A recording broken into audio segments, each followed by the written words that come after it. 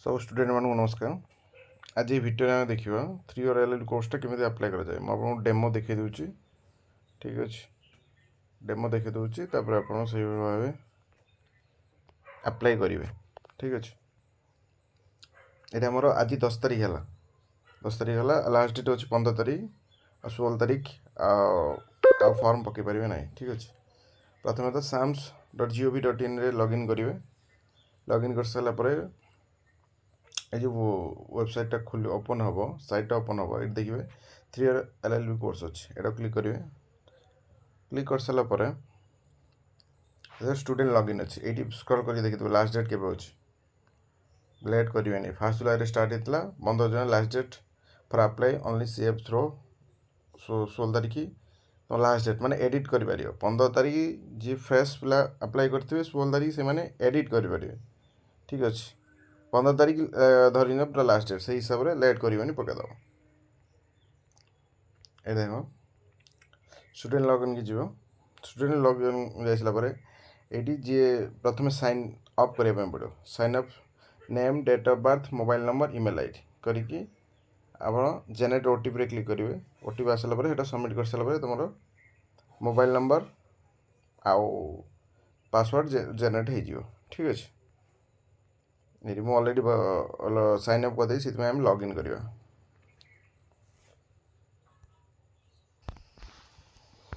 जदि पासवर्डटा भूल जाऊँ तो फॉरगेट पासवर्ड मार सारापर एमती किसी इंटरफेस आसो।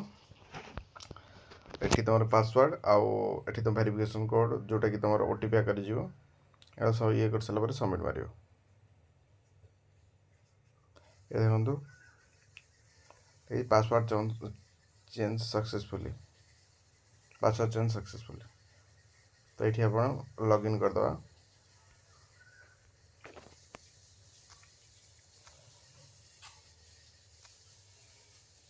4092 लॉगिन कर सारापर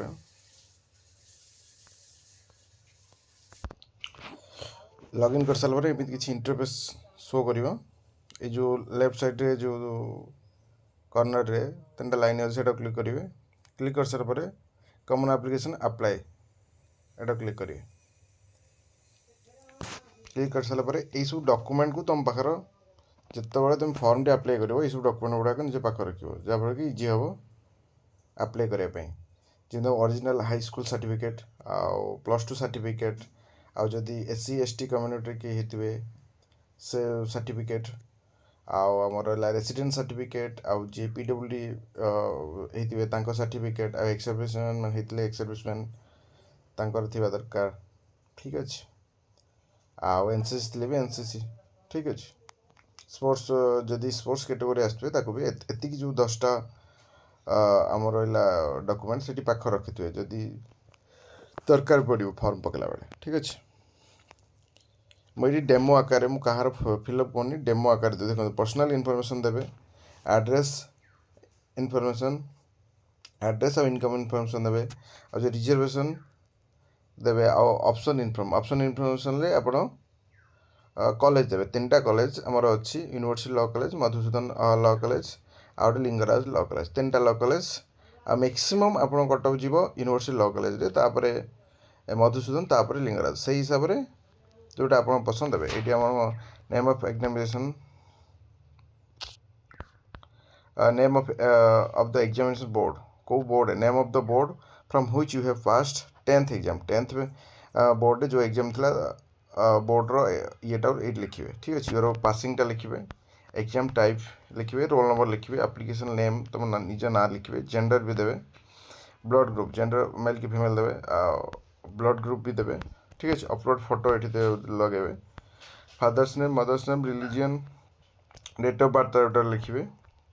ठीक अच्छे आ नेशनालिटी इंडियन मदर टंग गुड़ा ये रही आधार नंबर देवे गार्डियन मोबाइल नंबर दे पारे ये देखो चाइल्ड विदाउट बायोलॉजिकल ये नो मारे जे आर यू आरफान नो मारे स्टेइंग चाइल्ड केयर इंस्टीट्यूशन जे चाइल्ड केयर इंस्टीट्यूट थी येस नो ग्रीन पासेज येस जार येस मोस्ट प्रोबेबली नो मारे। ठीक अच्छे ये अपर आईडी गोटे अच्छी जी बनई थे को से अपर आईडी को देवे ये देखो एजुकेशन क्वालिफिकेशन 10th रे କେଉଁ ବୋର୍ଡ଼ରେ ଏସବୁ ଅପସନ୍ ପଳାଇ ଆସିବ। ଅପସନ୍ ଦେଇଦେବେ year of passing, roll number, stream, mark types. ଏଇଟା ଠିକ୍ ଭାବରେ ଦେବେ, କାରଣ ଏହାକୁ ଦେଖିକି ତୁମର କଟଅଫ୍ଟା ଦିଆଯିବ। ଠିକ୍ ଅଛି। +2ରେ ସେଭଳିଆ ଦେବେ, ମାର୍କ ଦେବେ, ଗ୍ରାଜୁଏସନ୍ରେ ବି ଦେବେ।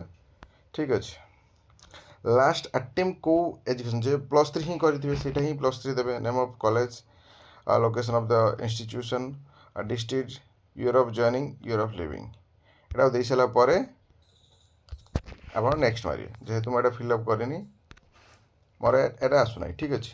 এইভাবে ভাবে 1 by 1 କରିବେ। ମୁଁ ଏଇଟା କାହାର ଯେହେତୁ ଫର୍ମ ପକାଉନି, ଏଇଟା କିଛି ନାହିଁ, ମୁଁ ଖାଲି ଜଷ୍ଟଲି ଗୋଟେ ତୁମକୁ ଦେଖେଇ ଦେଉଛି, ଯାହାଫଳରେ କି ତୁମେ ଏହି ହିସାବରେ ପକାଇ ପାରିବ। ତାପରେ ଆରାମସେ ତୁମର ଅପସନ୍ ପଳାଇ ଆସିବ। ତାପରେ ଠିକ୍ ଅଛି, ଅପସନ୍ ପଳାଇ ଆସିବ, କାରଣ ଏଜୁକେସନ୍ କ୍ୱାଲିଫିକେସନ୍ ସବୁ ଦିଆ ହେଇଗଲା। ଏହାପରେ ଅପସନ୍ ପଳାଇ ଆସିବ। ଅପସନ୍ରେ 3ଟା କଲେଜ, ଯେମିତି ତୁମେ ଗ୍ରାଜୁଏସନ୍ ପକାଇଥିଲ ଠିକ୍ ସେଇଭଳି ଏଟା ବି ପକାଇବ। ଠିକ୍ ଅଛି। ଫାଷ୍ଟ ସିଲେକ୍ସନ୍ ଦେଇଦେବ ହେଉଛି ୟୁନିଭର୍ସିଟି ଲ କଲେଜ, କାରଣ ବେଶୀ କଟଅଫ୍ ଯାଏ।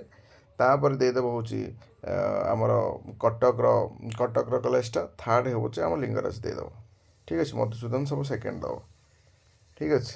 ଏଇ ଥିଲା ଟୋଟାଲ୍ ତ ପ୍ରୋସେସ୍। ଏ ଭିଡ଼ିଓରେ ଆପଣ ଦେଖିପାରିଲେନି, କିନ୍ତୁ ଏଇଟା ହିଁ ପ୍ରୋସେସ୍। ଠିକ୍ ଅଛି।